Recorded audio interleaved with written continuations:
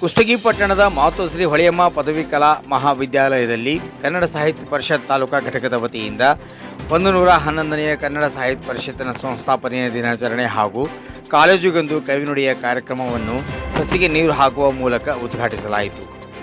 ಕೇಂದ್ರ ಕಸಾಪ ಪ್ರತಿನಿಧಿ ನವಿಸಾಬ್ ಕುಷ್ಟಗಿ, ಹಕ್ಕಬುಕ್ಕ ಶಿಕ್ಷಣ ಸಂಸ್ಥೆಯ ಅಧ್ಯಕ್ಷರಾದ ಹನುಮಂತಪ್ಪ ಚೌಡ್ಕಿ, ದತ್ತಿದಾನಿಗಳಾದ ಫಕೀರಪ್ಪ ಚಳಗೇರಿ ವಕೀಲರು, ಕಸಾಪ ತಾಲೂಕಾ ಅಧ್ಯಕ್ಷರಾದ ಲೆಂಕಪ್ಪ ವಾಲಿಕಾರ್ ಕಾರ್ಯಕ್ರಮ ಕುರಿತು ಮಾತನಾಡಿದರು. ಕಸಾಪ ಹೋಬಳಿ ಘಟಕದ ಅಧ್ಯಕ್ಷರಾದ ನಿಂಗಪ್ಪ ಸಜ್ಜನ್ ಅವರು ಉಪನ್ಯಾಸ ನೀಡಿದರು.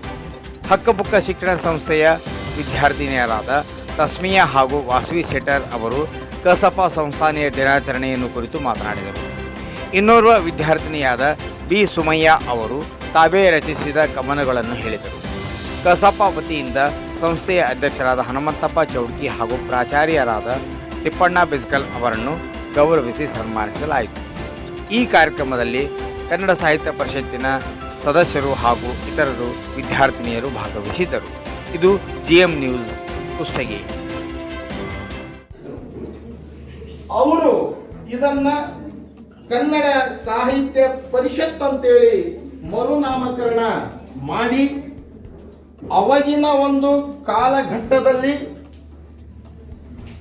1118 ರೂಪಾಯಿಗಳ ಅನುದಾನವನ್ನ ಏನಪ್ಪ ಅಂದ್ರೆ ಅವರು ತಮ್ಮ ಬೊಕ್ಕಸದಿಂದ ಈ ಒಂದು ಸಂಸ್ಥೆಗೆ ನೀಡಿ ಈ ಸಂಸ್ಥೆಯನ್ನ ಏನಪ್ಪ ಅಂತಂದ್ರೆ ಹುಟ್ಟು ಹಾಕಿದ್ರು. ಈ ಸಂಸ್ಥೆಗೆ ನಿಜವಾಗಲೂ ಒಂದು ರೂಪವನ್ನ ನೀಡಿದಂಥವರು, ಕಾಯಕಲ್ಪವನ್ನ ಕೊಟ್ಟಂಥವರು, ಈ ನಾಡಿನಾದ್ಯಂತ ಇದಕ್ಕೆ ತನ್ನದೇ ಆದಂತಹ ಒಂದು ಚೌಕಟ್ಟನ್ನ, ಹಿರಿಮೆಯನ್ನ, ಗರಿಮೆಯನ್ನ ತಂದುಕೊಟ್ಟಂಥವರು ಸರ್ ಇಸ್ಮಾಯಿಲ್ ಮಿರ್ಜಾರವರು ಮತ್ತು ವಿಶ್ವೇಶ್ವರಯ್ಯನವರು. ಈ ಕನ್ನಡ ಸಾಹಿತ್ಯ ಪರಿಷತ್ತಿನ ಅಧ್ಯಕ್ಷರಾಗಿ ಹಲವಾರು ಗಣ್ಯಮಾನ್ಯರು, ಅವ್ರ ಹೆಸರು ಹೇಳ್ತಾ ಹೋದ್ರೆ ಸಮಯ ಬಹಳ ಬೇಕಾಗುತ್ತೆ. ಹಲವಾರು ಗಣ್ಯಮಾನರು, ಸಾಹಿತಿಗಳು, ವಿದ್ವಾಂಸಕರು, ಸಮಾಜ ಸೇವಕರು ಎಲ್ಲರೂ ಏನಪ್ಪ ಅಂದ್ರೆ ಈ ಒಂದು ಕನ್ನಡ ಸಾಹಿತ್ಯ ಪರಿಷತ್ತಿನ ರಾಜ್ಯಾಧ್ಯಕ್ಷರಾಗಿ ಸೇವೆಯನ್ನ ಸಲ್ಲಿಸಿದ್ರು. ಪಾಟೀಲ್ರು ಸೇವೆಯನ್ನ ಸಲ್ಲಿಸ್ತಾ ಇದ್ದಾರೆ. ಈ ಕನ್ನಡ ಸಾಹಿತ್ಯ ಪರಿಷತ್ತಿನ ಉದ್ದೇಶ ಇಷ್ಟೇ, ಈ ನಾಡಿನ ನೆಲ, ಜಲ, ಭಾಷೆ, ಸಾಹಿತ್ಯ, ಸಾಂಸ್ಕೃತಿಕ ಇವೆಲ್ಲವನ್ನ ಉಳಿಸಿ ಬೆಳೆಸಿ ಇವುಗಳ ಒಂದು ಸಂರಕ್ಷಣೆಗಾಗಿ ದೇಹವನ್ನ ಇಟ್ಕೊಂಡು ಸೇವೆಯನ್ನ ಮಾಡೋದಾಗಿದೆ. ಈ ನಿಟ್ಟಿನಲ್ಲಿ ನಾನು ಹೆಚ್ಚಿಗೆ ಮಾತಾಡೋದಕ್ಕೆ ಹೋಗೋದಿಲ್ಲ. ನಿಜವಾಗಲೂ ಏನಪ್ಪ ಅಂದ್ರೆ ನಿಮಗೆ ನಾವು ಎಷ್ಟೊಂದು ಪ್ರಶಂಸನೀಯ ಮಾಡಿದ್ರು ಕೂಡ ಕಡಿಮೆನೆ. ಯಾಕೆಪ್ಪ ಅಂದ್ರೆ ಯಾರನ್ನಾದ್ರೂ ನಾವು ಕಾಸ್ಬೋದಂತೆ, ಯಾರನ್ನಾದ್ರೂ ನಾವು ತಡಬೋದಂತೆ, ಆದ್ರೆ ಈಗೇನು ಉಪವಾಸದಿಂದ ಏನ್ ಇರ್ತಾರಲ್ಲ, ಹಸಿವಿನಿಂದ ಏನ್ ಇರ್ತಾರಲ್ಲ, ಅವ್ರನ್ನೇನಪ್ಪ ಅಂದ್ರೆ ನಾವು ಯಾವತ್ತು ಹೆಚ್ಚೊತ್ತು ಕಾಸ್ಬಾರ್ದು. ಹೆಚ್ಚೊತ್ತೇನಪ್ಪ ಅಂತಂದ್ರೆ ಅವರ ಒಂದು ತಾಳ್ಮೆಯನ್ನ ಪರೀಕ್ಷೆ ಮಾಡಬಾರ್ದು. ಈ ನಿಟ್ಟಿನಲ್ಲಿ ಏನು ಇವತ್ತು ನೀವು ಇಲ್ಲಿ ಕಾಲೇಜಿನ ವಿದ್ಯಾರ್ಥಿಗಳೇನಿದಾರಲ್ಲ, 18 ವರ್ಷದ ಮೇಲ್ಪಟ್ಟವರು ಈ ಕನ್ನಡ ಸಾಹಿತ್ಯ ಪರಿಷತ್ತಿಗೆ ಸದಸ್ಯರು ಆಗ್ಬೋದು. ಅದರ ಬಗ್ಗೆ ಏನಪ್ಪ ಅಂತಂದ್ರೆ ವಿಸ್ತಾರವಾಗಿ ನಮ್ಮ ತಾಲೂಕಾ ಅಧ್ಯಕ್ಷರುಗಳು ಮುಂಬರುವ ದಿನಮಾನಗಳಲ್ಲಿ ಕನ್ನಡ ಸಾಹಿತ್ಯ ಪರಿಷತ್ತಿನಿಂದ ಕಾಲೇಜಿಗೆ ಒಂದು ಸದಸ್ಯತ್ವದ ಅಭಿಯಾನದ ಕಾರ್ಯಕ್ರಮವನ್ನ ಹಮ್ಮಿಕೋಬೇಕಂತೇಳಿ ರಾಜ್ಯಾಧ್ಯಕ್ಷರ ಒಂದು ಸಮಾಲೋಚನೆ ಆಗಿದೆ. ಈ ನಿಟ್ಟಿನಲ್ಲಿ ಈ ಒಂದು ಸಂಸ್ಥೆಯಲ್ಲಿ ಕನ್ನಡ ಸಾಹಿತ್ಯ ಪರಿಷತ್ತಿನ ಈ ಒಂದು 111ನೇ ಸಂಸ್ಥಾಪನಾ ದಿನಾಚರಣೆಯ ಕಾರ್ಯಕ್ರಮವನ್ನ ಮಾಡಲು ಅನುವು ಮಾಡಿಕೊಟ್ಟಿದ್ದಕ್ಕಾಗಿ ಹನುಮಂತಪ್ಪ ಚೌಡ್ಕಿ ಸರ್, ಈ ಸಂಸ್ಥೆಯ ಅಧ್ಯಕ್ಷರು, ಒಂದೆರಡು ಮಾತುಗಳನ್ನ ಅವ್ರ ಬಗ್ಗೆ ಹೇಳಲೇಬೇಕಾಗ್ತದೆ.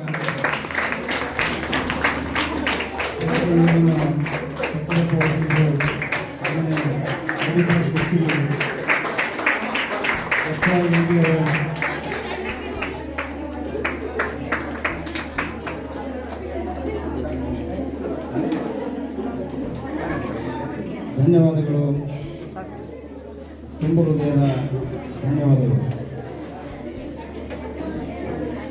ನಾಡಿನಲ್ಲಿ ಅನ್ನವನ್ನು ತಿಂದು ಉಸಿರನ್ನು ಮಾಡ್ತಕ್ಕಂಥ ನಾವು ಇವತ್ತು ತಂದೆ ತಾಯಿಗಳಿಗೆ ಪ್ರೀತಿಯಿಂದ ತಾಯಿ ತಂದೆ ಅಂತ ಕರೆಯಲ್ಲ, ಮಮ್ಮಿ ಡ್ಯಾಡಿ ಅಂತ ಕರೀತಕ್ಕಂಥ ಒಂದು ದುರ್ದಿನದಲ್ಲಿ ಇವತ್ತು ಅದನ್ನು ಅಳಿಸಿ ಹಾಕಿ ನಮ್ಮ ಕನ್ನಡಾಂಬೆಯ ಒಂದು ಸಾಹಿತ್ಯವನ್ನು, ನಾಡಿನ ಜಲ ಮತ್ತು ಸಾಹಿತ್ಯ ಪರಿಷತ್ತಿನ ಒಂದು ವಿಚಾರವನ್ನು ದೊಡ್ಡ ಮಟ್ಟದಲ್ಲಿ ಬೆಳೆಸಲಿಕ್ಕೆ ಕಾರಣೀಕರ್ತರಾಗಿರ್ತಕ್ಕಂಥ ಈ ಒಂದು ಬಳಗ ಭಾಳಷ್ಟು ಒಳ್ಳೆಯ ಕೆಲಸವನ್ನು ಹಾಕ್ಕೊಂಡೆ. ಈ ಒಂದು ಕಾರ್ಯಕ್ರಮದಲ್ಲಿ ಭಾಗವಹಿಸಿರ್ತಕ್ಕಂತಹ ಹಿರಿಯರು, ನ್ಯಾಯವಾದಿಗಳಾಗಿರ್ತಕ್ಕಂಥ ಫಕೀರಪ್ಪನವರೇ, ಮೊನ್ನೆ ಹುಲಿಗಿರೋರು ಬಂದ ಕನ್ನಡ ಸಾಹಿತ್ಯ ಪರಿಷತ್ತಿನ ದೊಡ್ಡ ಭಾರಿ ಕಾರ್ಯಕ್ರಮ. ಇದನ್ನೆಲ್ಲ ಯಾಕೆ ಮಾಡಬೇಕು ಅಂತಂದರೆ, ನಮ್ಮ ನೆಲ, ಜಲ, ಸಂಸ್ಕೃತಿ, ನಾಗರಿಕತೆ ನಮ್ಮ ಉಳಿಬೇಕಾಗಪ್ಪ ಅಂತಂದರೆ ನಾವು ನಮ್ಮ ಭಾಷೆಯನ್ನು ನಾವು ಬೆಂಬಲಿಸಲೇಬೇಕಾಗುತ್ತೆ. ಇವತ್ತೇನಪ್ಪ ಅಂತಂದರೆ ಇಂಥ ಶಾಲೆ ಕಾಲೇಜುಗಳಲ್ಲಿ ಗ್ರಾಮಾಂತರ ಪ್ರದೇಶಗಳಲ್ಲಿ ಇಂಥ ಕಾರ್ಯಕ್ರಮ ನಡೆಯೋದ್ರಿಂದ ನಮ್ಗೆ ಭಾಷೆಯ ಸ್ವಾಭಿಮಾನ ಹೆಚ್ಚಾಗುತ್ತೆ. ಅದೇ ರೀತಿ ಏನಪ್ಪ ಅಂತಂದರೆ ಹೆಚ್ಚಿನ ಪ್ರಮಾಣದಲ್ಲಿ ಅಂತಂತಂದ್ರೆ ನಮ್ಮ ಕನ್ನಡ ಸಾಹಿತ್ಯ ಏನಾಗುತ್ತೆ ವೆಂಕಟಪ್ಪ ಅವರು ಅಧ್ಯಕ್ಷ ಆಗ್ಯಾರ. ಇದು ಎಲ್ಲ ಕಡೆ ಏನಪ್ಪ ಅಂತಂದರೆ ತಾಲೂಕಾದ್ಯಂತ ಸಂಚಾರ ಮಾಡಿ ಅವ್ರ ಜೊತೆ ಒಳ್ಳೆಯ ತಂಡ ಇದೆ. ಅವ್ರೆಲ್ಲರೂ ದತ್ತಿ ದಾನಿಗಳನ್ನು ಹೆಚ್ಚಿನ ಪ್ರಮಾಣದಲ್ಲಿ ಮಾಡಬೇಕು. ಅಂದರೆ ಇದಕ್ಕೊಂದು ಇನ್ಕಮ್ ಬೇಕಲ್ಲ, ಸೋರ್ಸ್ ಅಂಥದ್ದೇನಪ್ಪ ಅಂತ ಹುಡುಕಬೇಕು. ಅಂದ ಮಾತ್ರ ಯಾವುದೇ ಸಂಸ್ಥೆ ಇರಲಿ, ಒಂದು ಸಂಘಗಳಿರಲಿ ಮುಂದೆ ಬರಲಿಕ್ಕೆ ಸಾಧ್ಯ ಆಗುತ್ತೆ. ಫೈನಾನ್ಸ್ ಬೇಕು ಮುಖ್ಯ.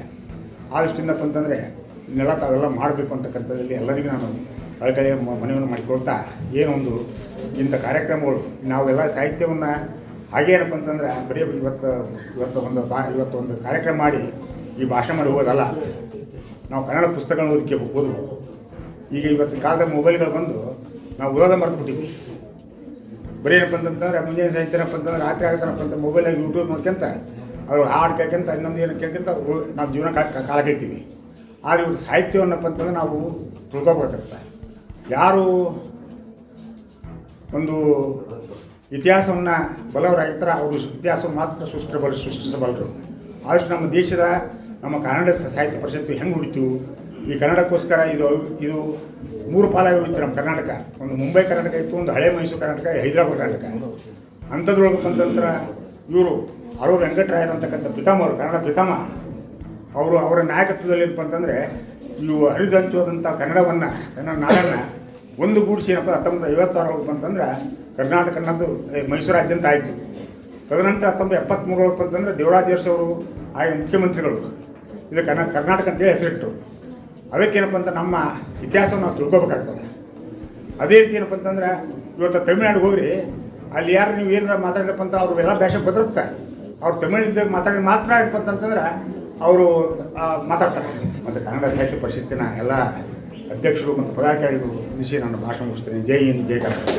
ಬೆಳಗೇರಿ ವಕೀಲರವರಿಗೆ ತುಂಬ ಹೃದಯದ ಧನ್ಯವಾದಗಳು. ಈ ಒಂದು ಕನ್ನಡವನ್ನು ನಾವು ಮರಿಬಾರದು ಅನ್ನುವಂಥ ಉದ್ದೇಶ ಇದು ಬಹಳ ಪ್ರಾಮುಖ್ಯವನ್ನು ಪಡಿತಕ್ಕಂಥದ್ದು. ಆ ಹಿನ್ನೆಲೆಯಲ್ಲಿ ನಾವು ವಿಚಾರ ಮಾಡಿದಾಗ ಕನ್ನಡ ನಾಡು, ನುಡಿ, ಜಲ ನೋಡ್ರಿ, ಜಲ ಅಂದಾಗ ಕರ್ನಾಟಕದಲ್ಲಿ ಅಣೆಕಟ್ಟುಗಳನ್ನ ಕಟ್ತಾ ಇದ್ದೀವಿ, ಸಾಕಷ್ಟು ಹಣ ನಮ್ದು ಖರ್ಚು ಮಾಡ್ತಾ ಇದ್ದೀವಿ, ಭೂಮಿ ನಮ್ದು ಹಾಳಾಗ್ತಾ ಇದೆ. ಆದರೆ ಅದರ ಫಲವನ್ನು ಬೇರೆಯವರು ತಿಂತಾ ಇದ್ದಾರೆ. ಈಗ ಆಂಧ್ರದ ಜನತೆ ನಮ್ಮಲ್ಲಿ ಬಂದು ನಮ್ಮ ಭೂಮಿಯನ್ನು ಕೊಂಡುಕೊಂಡು ಅವರು ಮಾಲೀಕರಾಗಿ ನಾವು ಅವರ ಕೈ ಕೆಳಗೆ ಆಳುಗಳಾಗಿ ಇರ್ತಾ ಇದ್ದೀವಿ. ಇದು ಒಂದು ದೊಡ್ಡ ದುರಂತ ಇದೆ. ಇದನ್ನ ಕರ್ನಾಟಕದ ಜನ ತಿಳಿದುಕೊಳ್ಳಿಕ್ಕೆ ಸಾಧ್ಯ ಆಗ್ತಾ ಇಲ್ಲ. ಆಂಧ್ರದವರಿಗೆ ನಮ್ಮ ಭೂಮಿಯನ್ನು ಕೊಡ್ತಾ ಇದ್ದೀವಿ. ಹಾಗಾಗಿ ಎಚ್ ಕೆ ಪಾಟೀಲ್ರವರು ಈ ಕೃಷ್ಣಾ ಮೇಲ್ದಂಡೆಗೆ ಸುಗ್ರೀವಾಜ್ಞೆ ತಂದರು. ಅಣೆಕಟ್ಟು ಆದ ನಂತರ 15 ವರ್ಷ ಏನು ಪರಭಾರಿ ಆಗಬಾರ್ದು ಭೂಮಿ ಅಂತ. ಆದರೆ ತಹಸೀಲ್ ಆಫೀಸ್ನಲ್ಲಿ ಇರ್ತಕ್ಕಂಥ ಏನು ಗೋಲ್ಮಾಲ್ ಇದೆ ಅದನ್ನು ತಡ್ಲಿಕ್ಕಾಗೋದಿಲ್ಲ. ಹಾಗಾಗಿ ಅವರೆಲ್ಲ ಲಂಚ ರುಶ್ವತ್ತನ್ನು ತೆಗೆದುಕೊಂಡು ಏನು ಮಾಡ್ತಾ ನಮ್ಮ ಭೂಮಿಯನ್ನು ಪರರಿಗೆ ಮಾರ್ಬಿಡ್ತಾ ಇದ್ದಾರೆ. ಇದು ದುರಂತ. ಈ ದುರಂತ ಹೋಗಬೇಕಾಗಿತ್ತು ಅಂತಂದ್ರೆ ನಮ್ಮ ನೆಲವನ್ನ ಬೇರೆಯವರಿಗೆ ಕೊಡಬಾರದು ಅನ್ನುವಂಥದ್ದು. ಇವತ್ತು ಎಲ್ಲ ಕಡೆ ಫ್ಯಾನ್ ಬಂದಿವೆ, ಆ ಭೂಮಿ ಎಲ್ಲ ಕಳ್ಕೊಳ್ತಾ ಇದ್ದೀವಿ. ನಾವು ಇವತ್ತು ಸಾಕಷ್ಟು ಭೂಮಿಯನ್ನು ಕಳ್ಕೊಳ್ತಾ ಇದ್ದೀವಿ. ಭೂಮಿಗೆ ಬೆಲೆ ಬಂದಿದೆ ಅಂತ ಹೇಳ್ತಾ ಇದ್ದೀವಿ. 6 ಲಕ್ಷ, 10 ಲಕ್ಷ, 15 ಲಕ್ಷ ನಾವು ಭೂಮಿ ಕೊಟ್ಟು ಕೊಳ್ತಾ ಇದ್ದೀವಿ. ಆದರೆ ಭೂಮಿ ಮುಂದೆ ಸಿಗೋದಿಲ್ಲ. ನೀವು 1 ಕೋಟಿ 1 ಎಕರೆ ಕೊಟ್ಟರು ಸಿಗೋದಿಲ್ಲ. ಆ ಭೂಮಿಯನ್ನು ನಾವು ಕಳೆದುಕೊಳ್ತಾ ಇದ್ದೀವಿ, ನೀರನ್ನು ಕಳೆದುಕೊಳ್ತಾ ಇದ್ದೀವಿ. ಹೀಗೆ ಕನ್ನಡ ನಾಡು ನುಡಿ ಇವೆಲ್ಲದರ ಬಗ್ಗೆ ನಾವು ಎಚ್ಚೆತ್ತುಕೊಳ್ಬೇಕಾಗಿದೆ. ಆ ಹಿನ್ನೆಲೆಯೊಳಗೆ ಅವರು ಹೇಳ್ತಾ ಇದ್ದಾರೆ. ಡಾಕ್ಟರ್ ಮಹೇಶ್ ಜೋಶಿ ಅವರು ಮೊದಲನೇದವರು, ನಂಜುಂಡ ಇವರು ಬರ್ತಾ ಇದ್ದಾರೆ. ಹೀಗೆ ಈ 26 ಅಧ್ಯಕ್ಷರೇನದಾರಲ್ಲ ದೊಡ್ಡ ದೊಡ್ಡ ವಿದ್ವಾಂಸರಾಗಿದ್ದಾರೆ. ಹಲವು ಕ್ಷೇತ್ರಗಳಲ್ಲಿ ಸಾಧನೆ ಮಾಡಿರ್ತಕ್ಕಂಥವರು ಏನು ಮಾಡಿದ್ದಾರೆ, ಈ ಕನ್ನಡ ನಾಡು ನುಡಿ ಜಲದ ಬಗ್ಗೆ ಸಾಕಷ್ಟು ಕಾರ್ಯಕ್ರಮಗಳನ್ನು ರೂಪಿಸಿ ಕನ್ನಡಿಗರನ್ನು ಬಡಿದೆಬ್ಬಿಸ್ತಕ್ಕಂಥ ಕೆಲಸವನ್ನು ಅವರು ಮಾಡಿದ್ದಾರೆ. ಕುವೆಂಪುರವರು ಹೇಳುವಂತೆ ಏನು ಕಚ್ಚಾಡುವವರನ್ನು ಕೂಡಿಸಿ ಒಲಿಸು. ನಿದ್ಗೆಡ್ತಾ ಇದ್ದೀವಿ ನಾವೆಲ್ಲ, ಬಹಳ ಏನು ಅಂದರೆ ಎಚ್ಚರಿಕೆ ತಪ್ತಾ ಇದ್ದೀವಿ, ನಾವು ಸಂಪೂರ್ಣವಾಗಿ ಮರೆತು ಬಿಡ್ತಾ ಇದ್ದೀವಿ. ಅಂಥವ್ರನ್ನ ಎಚ್ಚರಿಸು ಅನ್ನುವಂಥ ಮಾತನ್ನು ಕುವೆಂಪುರವರು ಹೇಳ್ತಾ ಇದ್ದಾರೆ. 26ನೇ ಅಧ್ಯಕ್ಷರು ಡಾಕ್ಟರ್ ಮಹೇಶ್ ಜೋಶಿ ಅವರು. ಮೊದಲನೇದವರು ನಂಜುಂಡ ಇವರು ಬರ್ತಾ ಇದ್ದಾರೆ.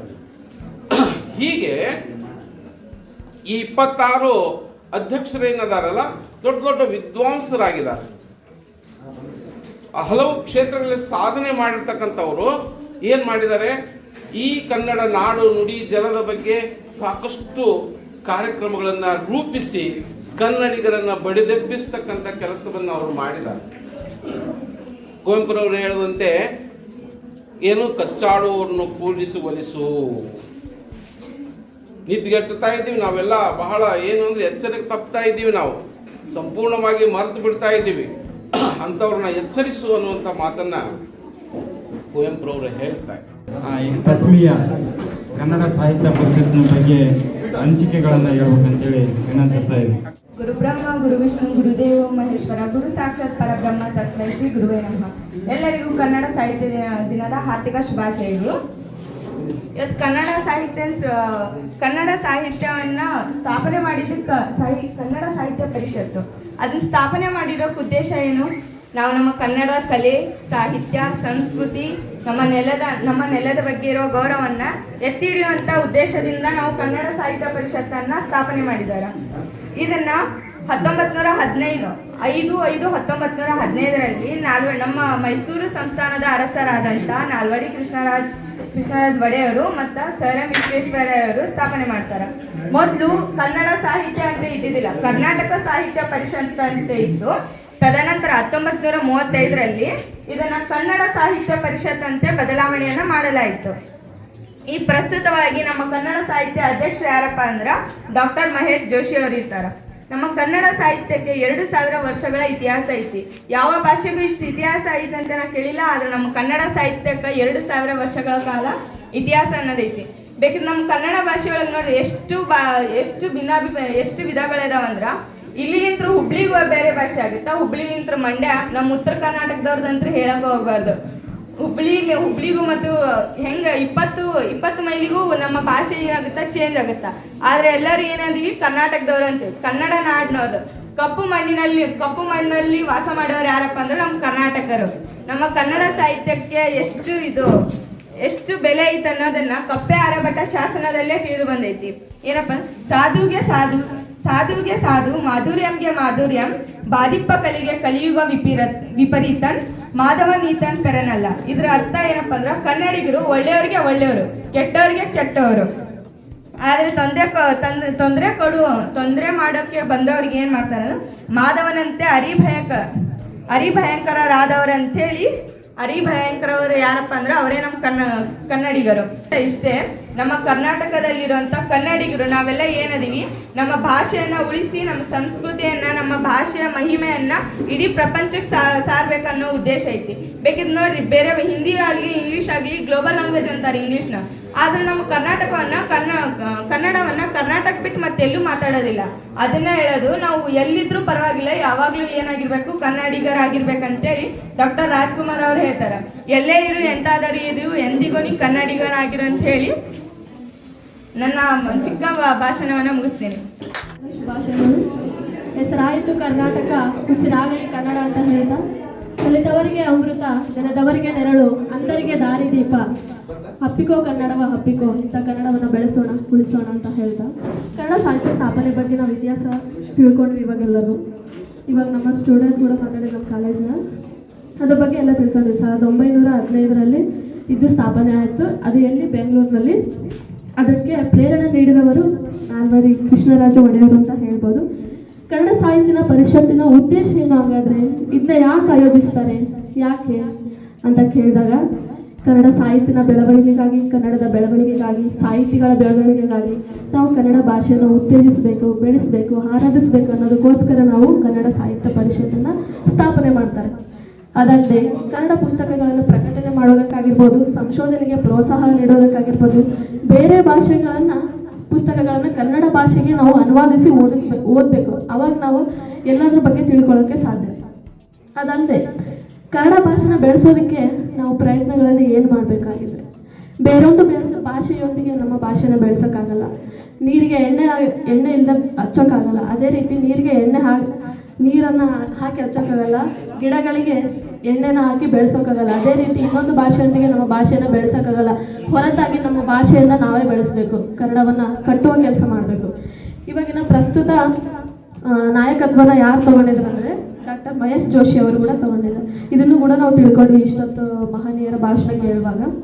ಅದಲ್ಲದೆ ಇಡೀ ವಿಶ್ವಕ್ಕೆ ಲಿಂಕ್ ಲ್ಯಾಂಗ್ವೇಜ್ ಆಗಿರ್ತಕ್ಕಂಥ ಇಂಗ್ಲೀಷ್ ಹೊರತಾಗಿ ಭಾರತದಲ್ಲಿ ಹೆಚ್ಚಾಗಿ ಮಾತನಾಡುವಂಥ ಹಿಂದಿ ಭಾಷೆ, ಇವೆರಡುಗಳು ಸ್ವಂತ ಲಿಪಿಯನ್ನು ಬಳಸಲ್ಲ. ಇಂಗ್ಲೀಷ್ ಲ್ಯಾಟಿನ್ ಭಾಷೆ ಲಿಪಿಯನ್ನು ಬಳಸಿದರೆ ಹಿಂದಿ ದೇವನಾಗರಿ ಲಿಪಿಯನ್ನು ಬಳಸ್ತಾರೆ. ಅಂತಹದ್ರಲ್ಲಿ ನಮ್ಮ ಕನ್ನಡ ತನ್ನದೇ ಆದ ಲಿಪಿಯನ್ನು ಬಳಸಿ ನಾವು ಮಾತಾಡ್ತೀವಿ, ಅದು ನಮ್ಮ ಹೆಮ್ಮೆ. ಅದಲ್ಲದೆ ಶ್ರೀಯುತ ಆಚಾರ್ಯ ವಿನೋಬಾವೆ ಅವರು ಹೇಳ್ತಾರೆ, ಕನ್ನಡ ಲಿಪಿಯನ್ನು ಅಥವಾ ಕನ್ನಡ ಭಾಷೆಯನ್ನು ಇದು ವಿಶ್ವ ಲಿಪಿಗಳ ರಾಣಿ ಅಂತ. ಸೊ ನಾವು ನಮ್ಮ ಭಾಷೆಯನ್ನು ಗೌರವಿಸೋಣ, ಆರಾಧಿಸೋಣ, ಬೆಳೆಸೋಣ. ಇಷ್ಟು ಹೇಳ್ತಾ ನನ್ನ ಮಾತನ್ನು ಮುಗಿಸ್ತೇನೆ. ಕನ್ನಡಾಂಬೆಗೆ ಜಯವಾಗಲಿ, ಜೈ ಕರ್ನಾಟಕ. ನಾನು ಸ್ವಲ್ಪ ಕವನಗಳನ್ನು ಬರೆದಿದ್ದೀನಿ. ನನ್ನ ಕವನದ ಶೀರ್ಷಿಕೆ ಕನ್ನಡ ಸಿರಿ. ಕನ್ನಡ ಸಿರಿ ಇದು ಜನಮಯ ತವರಿದು, ಕನ್ನಡ ಸಿರಿ ಇದು ಜನಮಯ ತವರಿದು. ಮನೋಹರ ಸಂಸ್ಕೃತಿ ನಮ್ಮದು, ಬಾನಿನಲ್ಲಿ ಒಳೆದು ಕಾನ ನದಿ ಬೆಳೆದು ಕೊನೆಯಿಲ್ಲದ ಭವ್ಯ ನಾಡಿದು. ಕನ್ನಡ ಕವಿ ಸಾಹಿತಿ ಇವರು ಕರುನಾಡಿನ ಕೀರ್ತಿ, ಕನ್ನಡದ ಕವಿ ಸಾಹಿತಿ ಇವರು ಕರುನಾಡಿನ ಕೀರ್ತಿ. ಭುವನೇಶ್ವರಿ ಕನ್ನಡಿಗರ ಸಾರಥಿ, ಕನ್ನಡದ ಭಾರತಿ, ಕಲ್ಪತರ ನಾಡಿನ ಗರತಿ, ನಮ್ಮ ರಕ್ಷಣೆಯ ಮೂರುತಿ. ನನ್ನ ಮತ್ತೆ ಮುಂದೆ ಜೀವನ ಒಂದು ಆಟ, ಇದು ಕವನದ ಶೀರ್ಷಿಕೆ. ಜೀವನ ಒಂದು ಆಟ, ಗೆದ್ದರೆ ಆಟ, ಸೋತರೆ ಪಾಠ, ನಿಂತರೆ ಭಯ, ಎದ್ದರೆ ಜಯ, ಸಹಿಸಿದರೆ ನೋವು, ಎದುರಿಸಿದರೆ ನಲಿವು, ನಕ್ಕರೆ ಸ್ವರ್ಗ, ಅತ್ತರೆ ನರ್ಕ.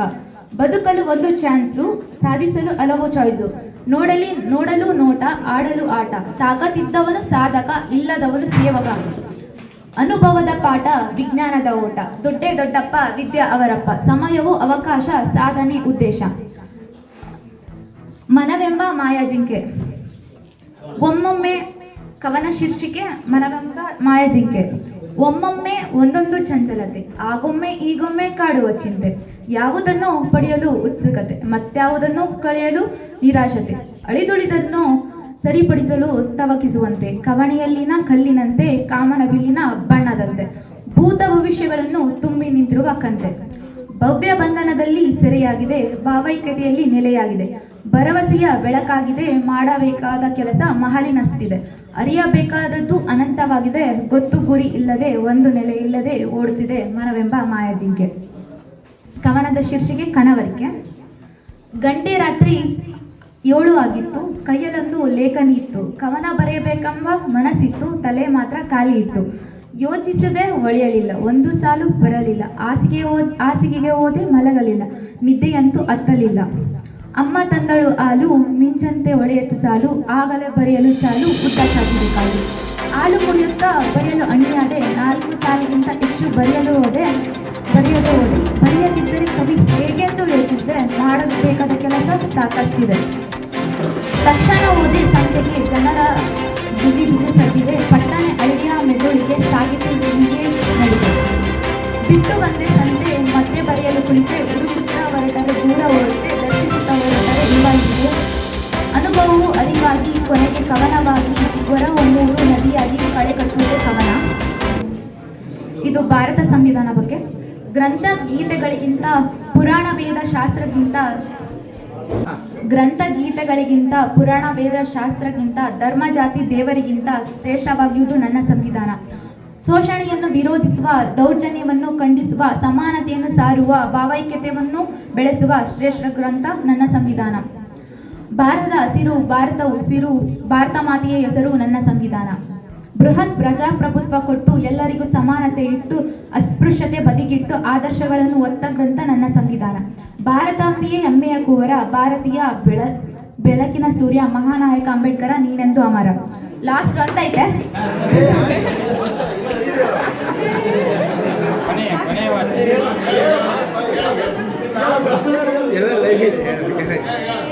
ಇದು ಮಹಿಳೆಯ ಬಗ್ಗೆ. ಮಾರ್ಚ್ 8 ಈ ಡೇ ನಿಂಗೆ ಕ್ರೆಡಿಟು, ಜಾಸ್ತಿ ವಿಶಾಲ ನಿನ್ನ ಹಾಟು, ಸೊ ನೀನು ತುಂಬಾ ಗ್ರೇಟು. ಸ್ತ್ರೀ ನೀನು ಎಲ್ಲದರಲ್ಲಿ ಸ್ಮಾರ್ಟು, ನಿನ್ನ ಹೀಯಾಳಿಸಿದವರಿಗೆ ಕೊಡು ಕೈಯಲ್ಲಿ ತಾಟು. ಸ್ತ್ರೀ ನೀನು ವೆರಿ ಕ್ಯೂಟು, ನಿನ್ನೆ ಶೋಷಣೆ ಮಾಡೋರಿಗೆ ಕೊಡು ಧರ್ಮದೇಟು. ಸ್ತ್ರೀ ನೀನು ಫುಲ್ ಸ್ವೀಟು, ಯಾವುದಕ್ಕಾಗಿಯೂ ಮಾಡಬೇಡ ವೇಟು. ಸ್ತ್ರೀ ನೀನು ಹೆವಿ ಬೆಸ್ಟು, ಅವಕಾಶಗಳನ್ನು ಮಾಡಬೇಡ ನೆಗ್ಲೆಟು. ಸ್ತ್ರೀ ನಿನ್ನ ಹಕ್ಕು ಪಡೆಯಲು ಮಾಡು ಸ್ಟಾರ್ಟು, ನಿನ್ನ ಧೈರ್ಯ ಸಾಧನೆಗೆ ನಾನು ಫ್ಲಾಟು. ನೀನು ಊಹೆಗೂ ಮೀರಿದ ನಿಘಂಟು, ನೀನು ಬಿಡಿಸಲಾಗದ ನಂಟು. ಬಾನಿಗೆ ಭೂಮಿಯು ನೀಡಿದ ಕರೆಯೋಲೆ, ಹೆಣ್ಣು ನಿನಗಿಲ್ಲ ಯಾವುದೇ ಸಂಕೋಲೆ. ಸಹನಾಮೂರ್ತಿ ನೀನು ಮಮತೆಯ ನೈದಿಲೆ, ಗಾಂಭೀರ್ಯವಂತೆ ನಿನಗೆ ಹೆಮ್ಮೆಯ ಹೂಮಾಲೆ. ನಿನ್ನ ಸಾಧನೆಗೆ ನಮ್ಮೆಲ್ಲರ ಚಪ್ಪಾಳೆ. ಥ್ಯಾಂಕ್ಸ್.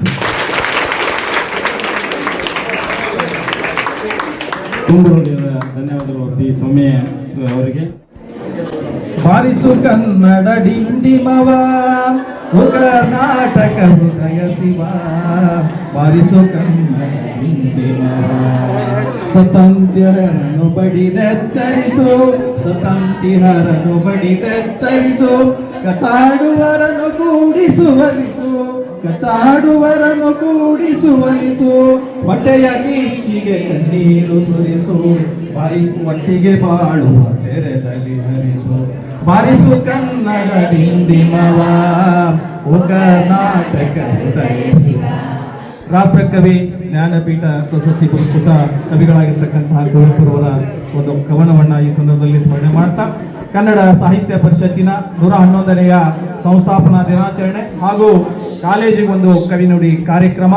ಈ ಒಂದು ಕಾರ್ಯಕ್ರಮದ ಉದ್ಘಾಟನೆಯನ್ನ ತಮ್ಮ ಅಮೃತ ಹಸ್ತದಿಂದ ನೆರವೇರಿಸಿರ್ತಕ್ಕಂಥ ಕಸಾಪದ ಹಿರಿಯ ಆಜೀವ ಸದಸ್ಯರು, ಸಮಾಜ ಸೇವಕರು, ಈ ಹಕ್ಕಬುಕ್ಕ ವಿದ್ಯಾಸಂಸ್ಥೆಯ ಅಧ್ಯಕ್ಷರಾಗಿರ್ತಕ್ಕಂಥ ಸನ್ಮಾನ್ಯ ಶ್ರೀ ಹನುಮಂತಪ್ಪ ಚೌಡ್ಕಿ ಹಿರಿಯರೇ, ಅದೇ ರೀತಿಯಾಗಿ ಪ್ರಾಸ್ತಾವಿಕವಾಗಿ ನುಡಿಗಳನ್ನಾಡಿರ್ತಕ್ಕಂಥ ನಮ್ಮ ಕೇಂದ್ರ ಕಸಾಪದ ಸಂಘ ಸಂಸ್ಥೆಗಳ ಪ್ರತಿನಿಧಿಗಳು, ನಮ್ಮ ಹಿರಿಯರಾಗಿರ್ತಕ್ಕಂಥ ನಬಿ ಸಾಬ್ ಕುಷ್ಟಗಿ ಅವರೇ, ಜಿಲ್ಲಾ ಕಸಾಪದ ನಿಕಟಪೂರ್ವ ಗೌರವ ಕಾರ್ಯದರ್ಶಿಗಳು, ಕಸಾಪದ ಕಾರ್ಯಚಟುವಟಿಕೆಗಳಿಗೆ ಬೆನ್ನೆಲುಬಾಗಿರ್ತಕ್ಕಂಥ ರವೀಂದ್ರ ಮಾಕಳೆ ಅವರೇ, ಅದೇ ರೀತಿಯಾಗಿ 13ನೇ ಕುಷ್ಟಗಿ ತಾಲೂಕಾ ಕನ್ನಡ ಸಾಹಿತ್ಯ ಸಮ್ಮೇಳನ ಹೂಲ್ಗೆರೆಯಲ್ಲಿ ನೆರವೇರಿತು. ಆ ಸಮ್ಮೇಳನದ ಸರ್ವಾಧ್ಯಕ್ಷರಾಗಿ ಆಯ್ಕೆಯಾಗಿ ಸಮ್ಮೇಳನದ ಸರ್ವಾಧ್ಯಕ್ಷತೆಯನ್ನು ವಹಿಸಿಕೊಂಡು ಸಾಕಷ್ಟು ವಿಚಾರಗಳನ್ನು ನಮ್ಮೊಂದಿಗೆ ಹಂಚಿಕೊಂಡಿರ್ತಕ್ಕಂಥ ಹಯ ಇಟಿ ಸರ್ ಅವರೇ, ಅದೇ ರೀತಿಯಾಗಿ ಕಲಾವಿದರು, ವಿಶೇಷ ಚೇತನ ಕಲಾವಿದರು ಪೂಜಾರವರು ಒಂದು ಪ್ರಾರ್ಥನೆಯನ್ನು ಅತ್ಯಂತ ಸಾಂಗವಾಗಿ ಹೇಳಿದರು.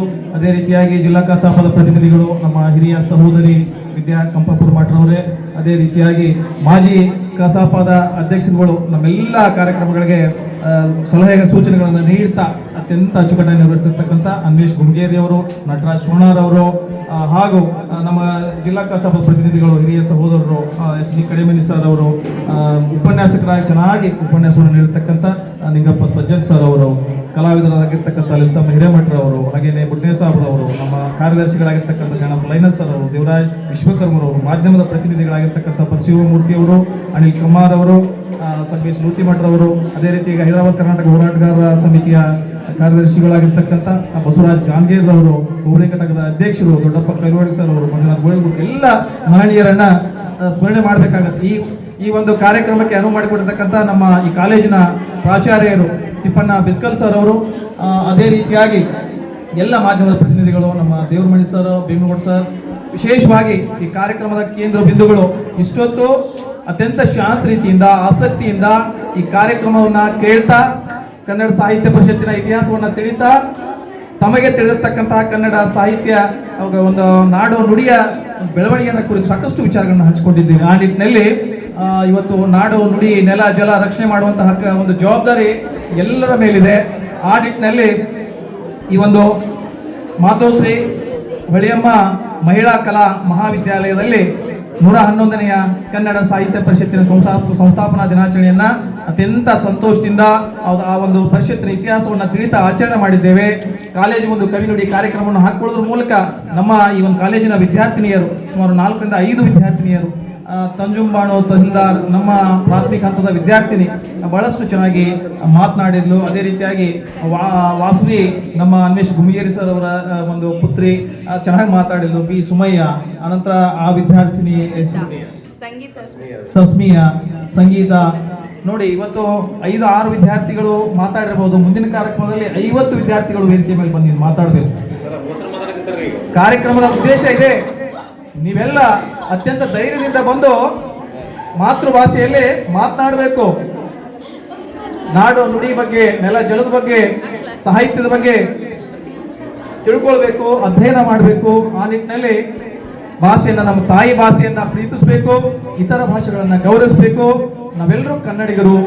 ಕನ್ನಡ ಬರೀ ನಮ್ಮ ಸಂಗಡ, ಕನ್ನಡವೇ ಸತ್ಯ, ಕನ್ನಡವೇ ನಿತ್ಯ ಅಂತಕ್ಕಂಥ ಮಾತನ್ನ ಈ ಒಂದು ಸಂದರ್ಭದಲ್ಲಿ ಹೇಳ್ತಾ ಈ ಕಾರ್ಯಕ್ರಮವನ್ನು ಮಾಡಲಿಕ್ಕೆ ಒಂದು ಅವಕಾಶ ಮಾಡಿಕೊಡ್ತಕ್ಕಂಥ ಈ ಸಂಸ್ಥೆಯ ಅಧ್ಯಕ್ಷರಿಗೂ, ಪ್ರಾಚಾರ್ಯರಿಗೂ, ಎಲ್ಲ ಸಿಬ್ಬಂದಿ ವರ್ಗದವರಿಗೂ ಹಾಗೂ ತಮ್ಮೆಲ್ಲರೂ ಕೂಡ ಹೃತ್ಪೂರ್ವಕ ಧನ್ಯವಾದಗಳನ್ನ ಅರ್ಪಿಸಿ ನನ್ನ ಅಧ್ಯಕ್ಷರಿಗೆ ವಿರಾಮವನ್ನು ನೀಡ್ತಾ ಇದ್ದೇನೆ. ಜೈ ಕನ್ನಡ ಅಂತ. ಕಾರ್ಯಕ್ರಮ ಇಲ್ಲಿಲ್ಲ.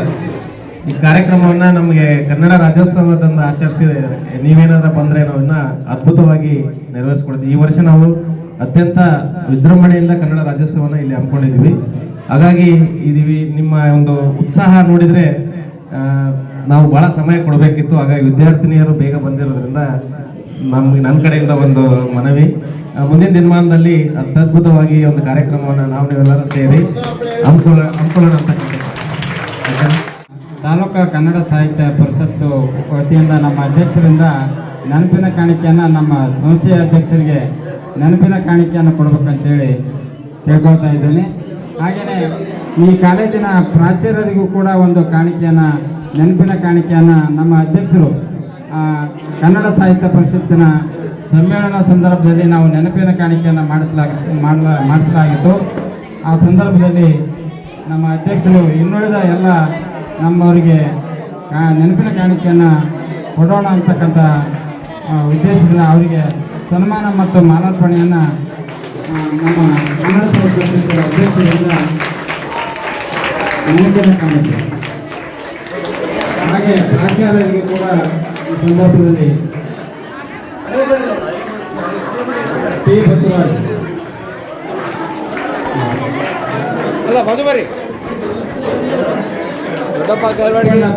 ಪ್ರಾಚಾರ್ಯರು ಮಾತೋಶ್ರೀ ಹೊಳೆಯಮ್ಮ ಪದವಿ ಕಲಾ ಮಹಾವಿದ್ಯಾಲಯದವರಿಗೆ ಕೂಡ ತುಂಬ ಹೃದಯದ ಧನ್ಯವಾದಗಳು. ಈಗ ತಿಪ್ಪಣ್ಣ ಬಿಜಿಕಲ್ ಪ್ರಾಚಾರ್ಯರು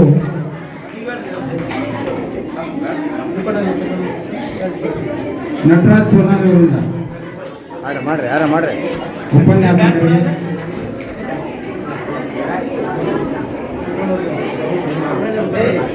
ಹಾಗೆಯೇ ತಿಪ್ಪಣ್ಣ ಬಿಜಿಕಲ್ ಪ್ರಾಚಾರ್ಯರು ಹೊಳೆಯಮ್ಮ ಪದವಿ ಕಲಾ ಮಹಾವಿದ್ಯಾಲಯ ಕುಷ್ಟಗಿರವರು ಕೂಡ ನೆನಪಿನ ಕಾಣಿಕೆಯನ್ನು ಕೊಡುವಂತೆ ಎಲ್ಲರಿಗೂ ತುಂಬ ಹೃದಯದ ಧನ್ಯವಾದಗಳು. ಇಲ್ಲಿ ಸೇರಿರ್ತಕ್ಕಂಥ ಕನ್ನಡ ಸಾಹಿತ್ಯ ಬಳಗಕ್ಕೆ ಅಂತಂದರೆ ಇನ್ನು ಮುಂದೆ ದಿನಮಾನಗಳಲ್ಲಿ ನಮಗೆ 2-3 ದಿವಸ ಇಡೀ ದಿವಸವೂ ಕೂಡ ನಿಮ್ಮ ಜೊತೆಗೆ ನಾವು ಎಂಗೇಜ್ ಇರ್ತೀವಿ. ಒಳ್ಳೆಯ ಕಾರ್ಯಕ್ರಮಗಳನ್ನು ನಾವು ಮಾಡಲಿಕ್ಕೆ ನಮ್ಮ ಜೊತೆಗೆ ಸಹಕಾರ ನೀಡ್ತೀವಿ ಅಂತಕ್ಕಂಥ ಮಾತನ್ನು ಈ ಶುಭ ಸಂದರ್ಭದಲ್ಲಿ ಹೇಳಲಿಕ್ಕೆ ಇಷ್ಟಪಡ್ತಾ ಇದ್ದೀವಿ. ಅವತ್ತಿನ ದಿವಸ ಊಟ ಉಪಚಾರದ ವ್ಯವಸ್ಥೆಯನ್ನು ಕೂಡ ನಮ್ಮ ಮಕ್ಕಳಿಗೆ ನಾವು ದಯಪಾಲಿಸ್ತೀವಿ. ಅದು ಇಡೀ ದಿವಸ 8 ತಾಸನ್ನು ಕೂಡ ತಾವು ನಮ್ಮ ಕಾರ್ಯಕ್ರಮವನ್ನು ಒಂದು ಮಾಡಿ ಅಂತೇಳಿ ಒಂದು ವೇದಿಕೆ ಮೂಲಕ ವಿನಂತಿ ಮಾಡ್ಬೋದು. ಇಲ್ಲಿಯವರೆಗೆ